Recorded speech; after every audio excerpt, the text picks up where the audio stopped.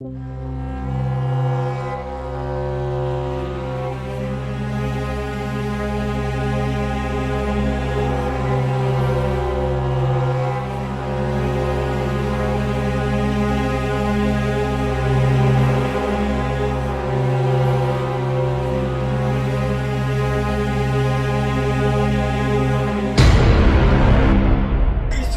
वर्ग ने, इन हरियाणा वालों ने मोदी की मरोड़ पहले भी निकाली थी। और भाई मोदी अगर फालतू मरोड़ है तो एक बार कह दे कि हम ब्रिजभूषण को गिरफ्तार नहीं करेंगे, फिर हरियाणा में तेरा भी घुस जाए तो बता देना, हरियाणा में तेरा भी घुस जाए तो बता देना, हरियाणा में तेरा भी घुस जाए तो बता देना।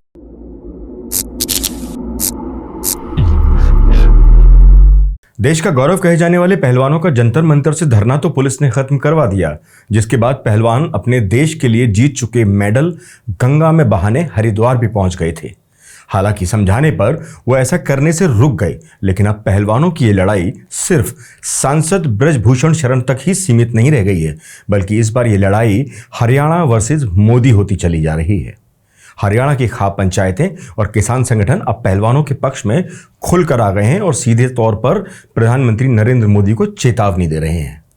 भारतीय किसान यूनियन ने न सिर्फ पहलवानों बल्कि सत्यपाल मलिक को लेकर भी मोदी पर हमलावर होते हुए चेतावनी दे डाली है। आगे बढ़ने से पहले भारतीय किसान यूनियन की चेतावनी सुनना आप सभी के लिए बेहद जरूरी है, जरा गौर से सुनिए। हमने इस किसान वर्ग ने, इन हरियाणा वालों ने मोदी की मरोड़ पहले भी निकाली थी। और भाई मोदी अगर फालतू मरोड़ है तो एक बार कह दे कि हम ब्रिजभूषण को गिरफ्तार नहीं करेंगे, कह दे, फिर हरियाणा में तेरा भी घुस जाए तो बता देना, हम फिर वही कर देंगे। मुख्यमंत्री का जहाज ऊपर से ऊपर गया था ना, लठ तो जितने मर्जी मार लेना, कत्ल जितने मर्जी कर लेना, लेकिन हरियाणा में बीजेपी का भी नहीं घुसेगा, ये कर देंगे। भारतीय किसान यूनियन ने मोदी और बीजेपी को खुली चुनौती दे डाली है कि अगर पहलवानों और सत्यपाल मलिक के साथ कुछ भी गलत होता है तो बीजेपी को और साथ ही मोदी को भी पूरे हरियाणा में कहीं भी घुसने नहीं दिया जाएगा। किसान यूनियन ने खुली चेतावनी मोदी सरकार को दे डाली है और साथ ही ये ऐलान कर दिया है कि वो उनका यानी मोदी सरकार का गुरूर तोड़कर रख देंगे। भाजपा सरकार का गुरूर वो पहले भी तोड़ चुके हैं। उनका कहना है कि वो सर झुका सकते हैं तो सर कटा भी सकते हैं, और अगर उनकी इज्जत पर कोई आंच आती है तो उसको वो कभी भी बर्दाश्त नहीं करेंगे। सुनिए किसान नेता गुरनाम सिंह की मोदी और बीजेपी को खुली चेतावनी, जो वाकई परेशानी में डाल सकती है, क्योंकि 2024 का चुनाव सर पर है। शराफत से मान जा, हम लड़ना नहीं चाहते हैं, ना मारना चाहते हैं, ना मरना चाहते हैं, लेकिन इज्जत की तरफ आंख उठेगी ना तो सिर कटवा सकते हैं, बहम में मत रहना। दूसरी बात, माननीय सत्यपाल जी के साथ क्या गुनाह किया इन्होंने?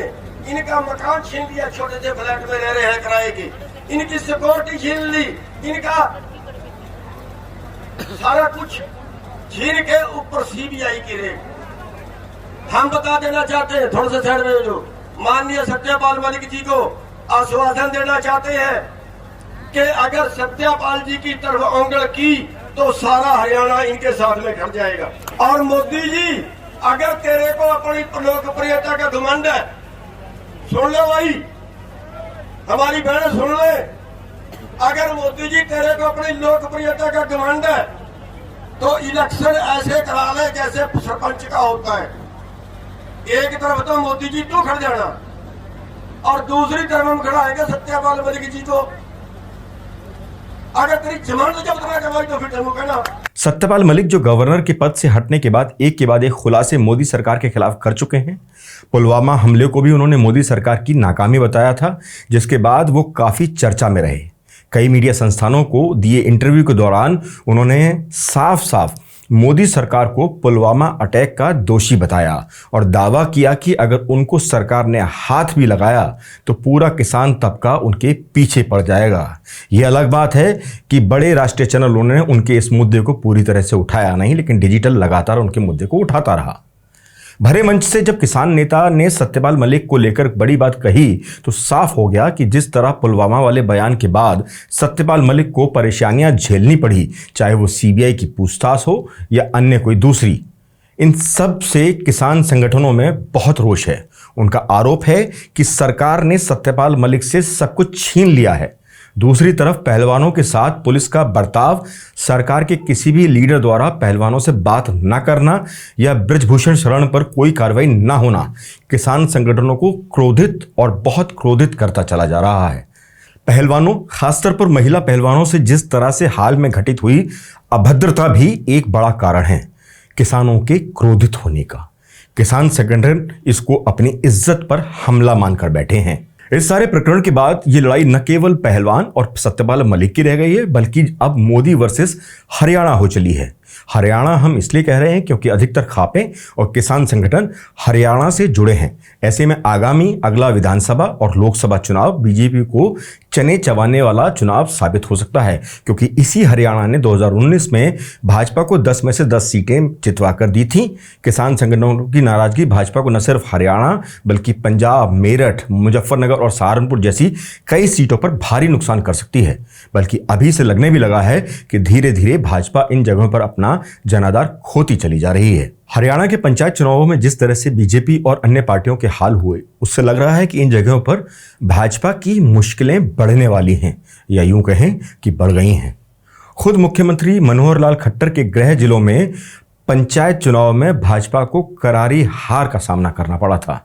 किसान संगठनों और खाप पंचायतों का इस कदर इन जगहों पर बोलबाला है कि कृषि कानून और किसान आंदोलन को देख भाजपा का पुराना साथी अकाली दल भी उनका साथ छोड़ गया था, क्योंकि वो जानते हैं कि जहां वो राजनीति करते हैं वहां किसानों की नाराजगी उनकी राजनीति के दरवाजे हमेशा हमेशा के लिए बंद कर सकती है।